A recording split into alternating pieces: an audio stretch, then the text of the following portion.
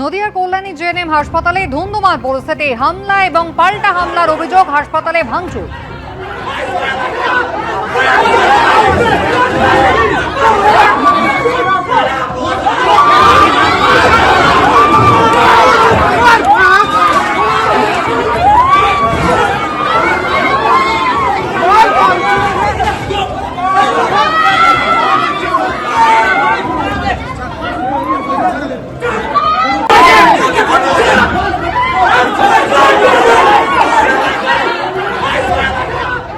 রোগীর পরিবারকে বেধড়ক মারধরের অভিযোগ চিকিৎসকদের বিরুদ্ধে। কর্তব্যরত ইন্টার্ন এবং হাউস স্টাফরা মারধর করেছেন, এমনটাই অভিযোগ। পাল্টা মারধরের অভিযোগ জুনিয়র ডাক্তারদের। আহত হয়েছেন 3 জন। প্রতিবাদে কল্যাণী জেএনএম হাসপাতালে জুনিয়র ডাক্তারদের একাংশ তারা কর্মবিরতি শুরু করেছেন। চিকিৎসকদের ওপরে হামলা হয়েছে, হাসপাতালে ভাঙচুর হয়েছে, এ নিয়ে অভিযোগ দায়ের হয়েছে। পাল্টা অভিযোগ দায়ের করেছে হাসপাতাল কর্তৃপক্ষ। ইতিমধ্যেই পুলিশ 2 জনকে গ্রেফতার করেছে।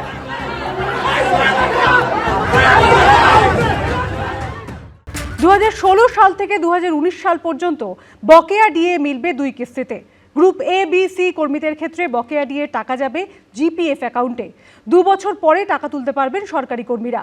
গ্রুপ ডি কর্মী এবং পেনশনভোগীদের বকেয়া ডিএ টাকা জমা পড়বে সরাসরি ব্যাংক অ্যাকাউন্টে।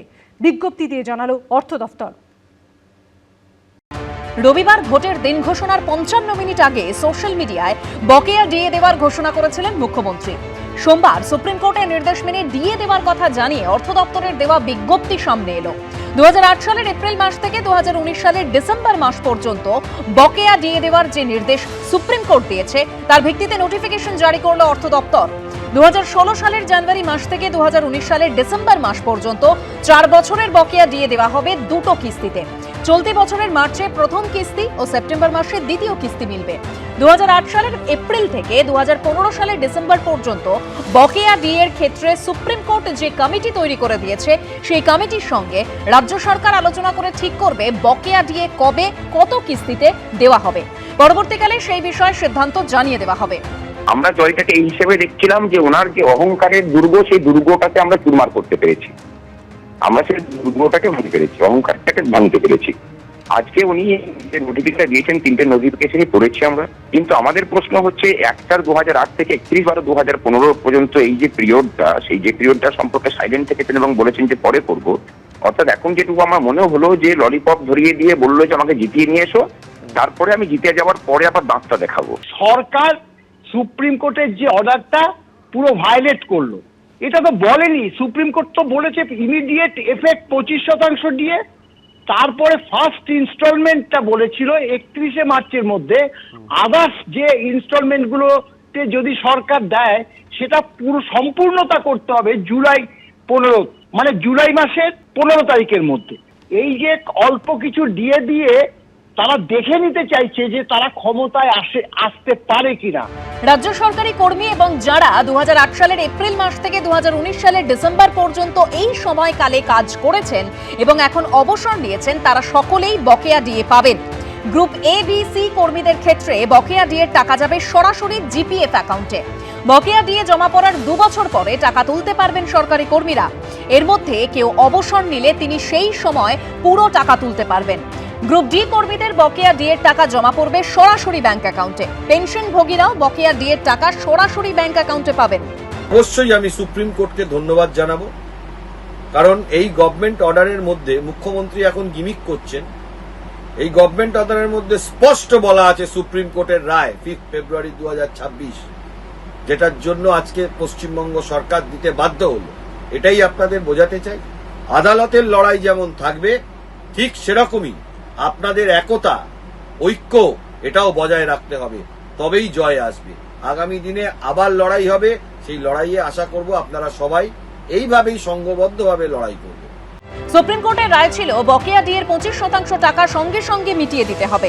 বাকি 75% টাকা সুপ্রিম কোর্টের গঠন করে দেওয়া কমিটির সঙ্গে রাজ্য সরকারকে আলোচনা করে সেই টাকা কবে কত ধাপে দেওয়া হবে সেটা ঠিক করতে হবে।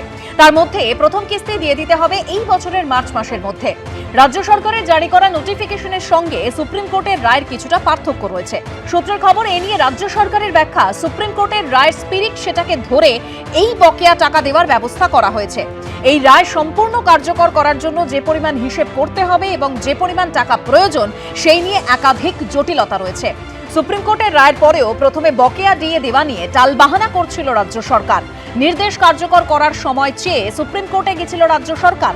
তার মধ্যেই রবিবার ভোট ঘোষণার আগে বকেয়া ডিএ নিয়ে সোশ্যাল মিডিয়ায় পোস্ট করেন মুখ্যমন্ত্রী। এবিপি আনন্দ। 2021-এর নন্দীগ্রামের ভোটের লড়াই কি এবার ফিরছে ভবানীপুরে? মুখ্যমন্ত্রী মমতা বন্দ্যোপাধ্যায়ের কেন্দ্র ভবানীপুরে শুভেন্দু অধিকারীকে প্রার্থী করল বিজেপি। একই সঙ্গে নন্দীগ্রামেও প্রার্থী হয়েছেন শুভেন্দুই। তৃণমূল এখনও তালিকা প্রকাশ না করলেও মমতা বন্দ্যোপাধ্যায়ের কথায় ইঙ্গিত মিলেছে তিনি ভবানীপুরে প্রার্থী হবেন। শেষ পর্যন্ত দুই হেভিওয়েটের লড়াই হলে শেষ হাসি কে হাসবে? উত্তর মিলবে চৌঠা মে। 5 বছর বাদে কি ফের মহাকাব্যিক লড়াইয়ের সাক্ষী হতে চলেছে রাজ্য? এবার কি কুরুক্ষেত্র ভবানীপুর? ভবানীপুরের বর্তমান বিধায়ক মমতা বন্দ্যোপাধ্যায়, আর সেই আসনেই এবার বিজেপি প্রার্থী শুভেন্দু অধিকারী।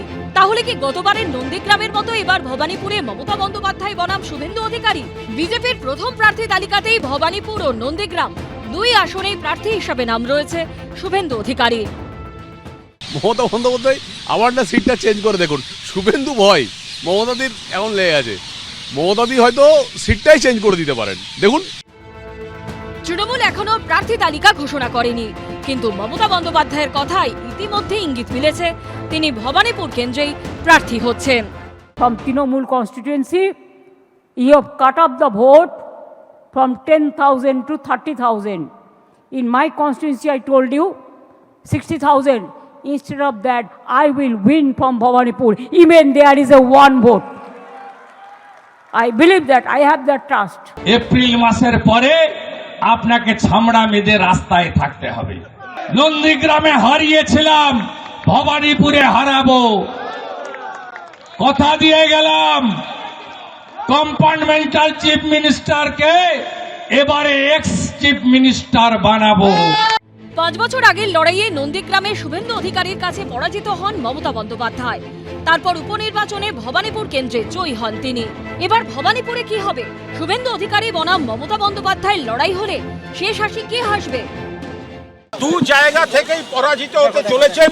নন্দীগ্রাম থেকে নিশ্চিত পরাজয় জেনে সস্তা প্রচারের জন্য, যেহেতু ভবানীপুর মুখ্যমন্ত্রীর কেন্দ্র, তার সঙ্গে নাম জড়িয়ে থাকলে কিছুদিন প্রচারে থাকা যাবে, তো সেই কারণে এই দুটো জায়গা থেকে দাঁড়াবার কথা। রবিবার পশ্চিমবঙ্গ বিধানসভা ভোটে নির্ঘণ্ট প্রকাশ করেছে নির্বাচন কমিশন, আর তার পরের দিনই প্রথম দফায় 144টি কেন্দ্রে প্রার্থী তালিকা প্রকাশ করে দিল বিজেপি। তার মধ্যে সবথেকে বড় চমক ভবানীপুরে। দুই আসনে লড়ে শুভেন্দু অধিকারীর লাভ হবে না ক্ষতি? মমতা বন্দ্যোপাধ্যায়ও কি দুই আসনে লড়তে পারেন? নির্বাচন কমিশনের প্রকাশিত খসড়া ভোটার তালিকা অনুযায়ী মুখ্যমন্ত্রীর বিধানসভা কেন্দ্র ভবানীপুরে বাদ যায় 44,787 জনের নাম, যা নিয়ে ক্ষোভ প্রকাশ করেছেন মমতা বন্দ্যোপাধ্যায়। ভবানীপুরের ভোটারদের মধ্যে একটা বড় অংশ অবাঙালি। হেভিওয়েট লড়াই হলে শেষ অবধি কি হবে? নন্দীগ্রামের বদলা কি ভবানীপুরে নিতে পারবেন মমতা বন্দ্যোপাধ্যায়, নাকি নন্দীগ্রামের পুনরাবৃত্তি ভবানীপুরেও ঘটাবেন শুভেন্দু অধিকারী? নন্দীগ্রামে প্রথম দফায় ভোট, দ্বিতীয় দফায় ভবানীপুরে। দুই শিবিরের দুই হেভিওয়েট নেতা নেত্রী মুখোমুখি। হেভিওয়েট লড়াইয়ে দুজনেই একে অপরের ঘাঁটি সামলাতে ব্যস্ত থাকলে কার ক্ষতি হবে, কার লাভ? কে মাঠ জুড়ে খেলবেন, আর কে শুধু নিজের স্বার্থে? দীপক ঘোষ, আশাবুল হোসেন ও কৃষ্ণেন্দু অধিকারীর রিপোর্ট, এবিপি আনন্দ। এবিপি আনন্দ, এগিয়ে থাকে, এগিয়ে রাখে।